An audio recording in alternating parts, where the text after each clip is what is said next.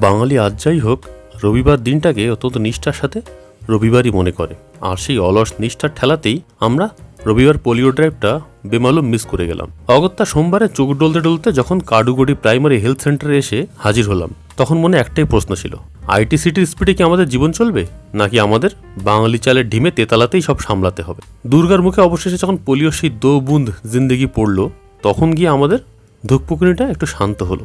কিন্তু আসল যুদ্ধ তখন বাকি। বাড়ি ফেরার আনন্দ এক পাশে, আর কোলে 4 মাসের একটা ছোট্ট প্রাণ নিয়ে আস্ত একটা ফ্লাইট জার্নি করা অন্য পাশে।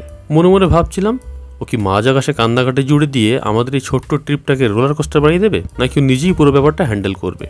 এয়ারপোর্টে লম্বা লাইন আর এই যান্ত্রিক কোলাহলের মাঝে যখন আমরা ফ্লাইটের দিকে এগোচ্ছি, বুকের ভেতরটা তখন ক্লায়েন্ট প্রজেক্টের ডেডলাইনের চেয়েও বেশি ধকধক করছিল। প্রথমবার নিজের মেয়েকে নিয়ে নিজের চেনা মাটির দিকে রওনা দেওয়া, এই অনুভূতিটা কেমন যেন একটা অদ্ভুত মিশ্রণ, যেখানে ভয় আর ভালোবাসা দুটোই সমানতালে ধাক্কা মারে। কিন্তু ভাগ্যিস গিন্নি পরিস্থিতিটা সামলালো। আর আমাদের ইনফ্লাইট মেনু এয়ারলাইন্সের কোনো দামি খাবার নয়, বাড়ি থেকে যত্ন করে বানিয়ে আনা এক বাক্স ফ্রাইড রাইস, জানলার বাইরে মেঘের সমুদ্র, আর চামচে করে ঘরের তৈরি খাবারের স্বাদ। এর চেয়ে বড় লাক্সারি আর কী বা হতে পারে।